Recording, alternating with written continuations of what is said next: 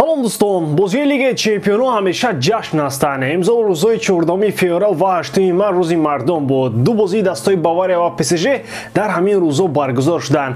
Дар варзишгоҳи Альянс Арена дастаи Бавария дар ин мавсим мағлуб нашудааст. ПСЖ бо Месси ва Мбаппе вале бе Неймар ба шаҳри Мюнхен рафтанд то ин силсиларо ба анҷом расонанд. Абзори ду бозии имшабаи Лигаи Чемпионҳо ва хабарҳои муҳими дигар дар видеои навбатии мо. Лайк монда ба ҳазур тамошо кунед. Дӯстон, бозиҳои Евроҷумҳур давом дорад ва имшаб Лигаи Аврупо хоҳад гузашт. Лидери чемпионати Англия Арсенал ба меҳмонии Спортинг меравад. Манчестер Юнайтед баъди шармандагӣ бо Бетис бо мехӯрад. Ювентус дар Турин Фрайбурги сарсахтро пешвоз мегирад. Аз Шахтёр бозӣ мекунад бо Фейнорд. Чӣ гуна сенсатсияҳо моро дастҳо тайёр карданд? Тамошои ҳамаи рақобатҳоро бо 1x бозам ҷолибтар кунед. Дар он ҷо регистратсияи осон, пур кардани маблағ аз тамоми гӯшаву канори дунё, вале аз ҳам муҳим бонусто ҳаҷми $100 дар аввалин пардохт бо промокоди AMG 0777. Ссилкаи бозӣ дар комментария. Ба ҳама муваффақият.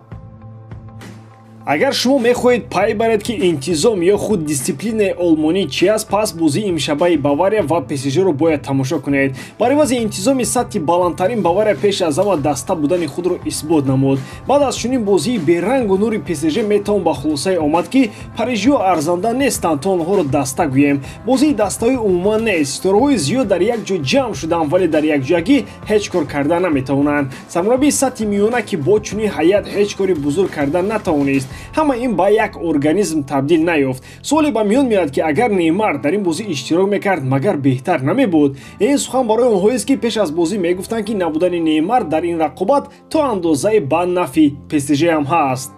Ин барои баланси даста хуб аст мегуфтанд, аммо мюнхениҳо нишон доданд ки бояд ҳама ҷузъи як механизм бошад. Эрик Шупа-Мотинг дар 33 солагӣ ба футболбози ҳайати асосии Бавария мубаддал шуд. Бозии ӯ рафтани Левандовскиро аз Бавария ба фаромӯшӣ мебарад. Ҳатто баъд аз голи якуми Бавария дастаи ПСЖ хоҳиши камбек кардан нишон надод. Онҳо гӯё пеш аз бозӣ таслим буданд. Голи Гнабри бошад дар ин бозӣ нуқтаи ниҳоӣ монд. Дар ПСЖ ҳамааш бад аст. Месси 8 мавсим пайопай бе ҷоизаи Лигаи Чемпионҳо мемонад. Хулоси калом Бавария ҳамчун даста як сару гардан аз ПСЖ боло буд. Бозии дигари шаби гузашта дар шаҳри Лондон сурат гирифт. Тоттенхем баъд аз мағлубияти минималӣ дар бозии якум дар майдони худ кӯшиш кард то Милани бӯронзадаро таслим кунад.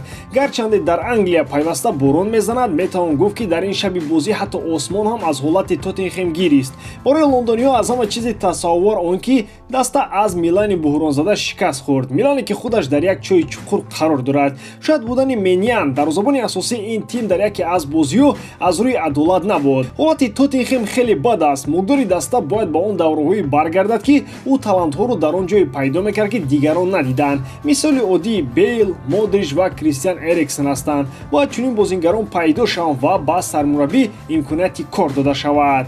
Дар як ҳафта Тоттенхем аз ду мусобиқа бенасиб шуд. Дар ҷоми дохилӣ шикаст аз Ноттингем Форест ва дар Лигаи Чемпионҳо мағлубияти ғамангез аз Милан. Сон, Кейн, Лорис ва дигарон аз пики худ мегузаранд. Сону Лорис аллакай пас рафта истоданд. шояд беҳтарин роҳи ба даст овардани ҷоиза барои Кейн гурехтан аз Лондон бошад. шояд Тоттенхем воқеан ҳам зери як тилисме қарор дорад ки ҷоиза гирифта наметавонад. Антонио Конте пас аз бозӣ Меньянро таъриф кард.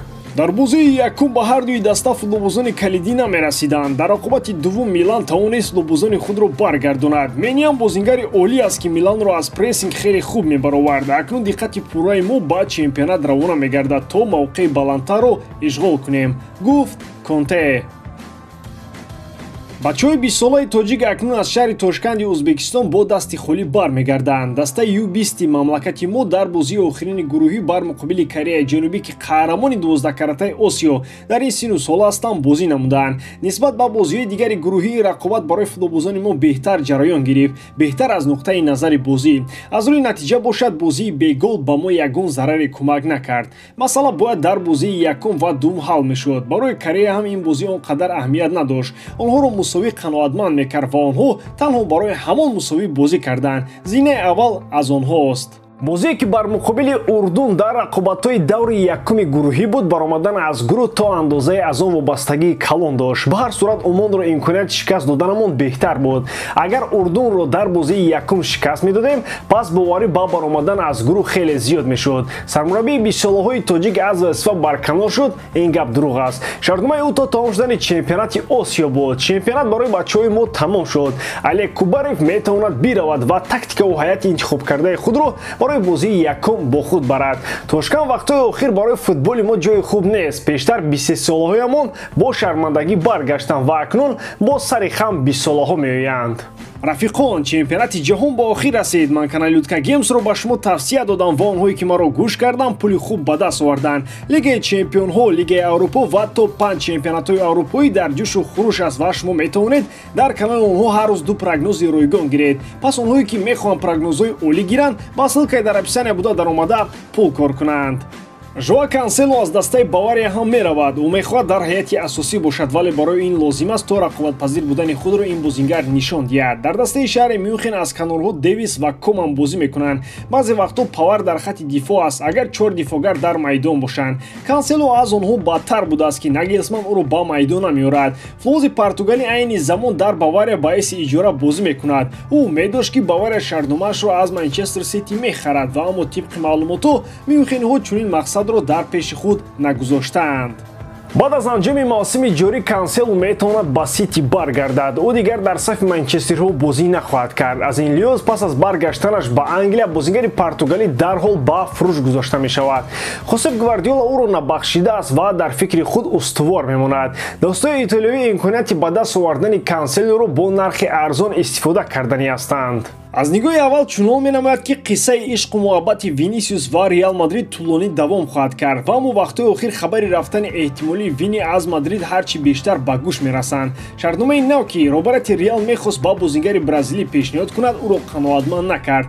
Он шартҳои молиявие ки Винисиус интизор буд дар шартномаи наваш дарҷ нашуданд. Барои ҳамин бозингари бразилӣ аз имзо мондан ба ин қарордод даст кашид. Шартномаи кунунии Винисиус бо мадридиё то тобистони соли 2024 амал мекунад. То тамом шудани мавсими кунунӣ мадридиён ният доштанд ки бо ӯ қарордоди нав имзо кунанд ва ин масъаларо як тараф гузоранд. Баъд аз он ки Вини даст кашид, пас эҳтимоли рафтани ӯ бештар мешавад. Барои бепул аз даст мондани ӯ дар тобистони соли 2024 мадридиён метавонанд тобистони соли ҷорӣ ҳамлагари ҷаҳони худро ба фурӯш монанд. Баъд аз он ки хабари даст кашидани Вини аз имзо ба шартнома Реал ба тамоми Аврупо маълум шуд, дастҳои зиёд омода ҳастанд ки пешниҳодҳои худро ба Перес равон кунанд. Яке аз фаъолтаринҳо метавонад клуби ПСЖ шавад. Винисиус метавонад дар гузариши Мбаппе ба Реал Мадрид иштирок карда ба пойтахти Фаронса равад. ба ҳамин тамом бори дорам ки ҷодкории ман ба шумо писанд меояд. лайк, комментария ва дар канал обуна шуданро аз ёд набароред. бо шумо мисли ҳар вақта Муҳаммад Гайров. хай бародарон, дар паноҳи Аллоҳ.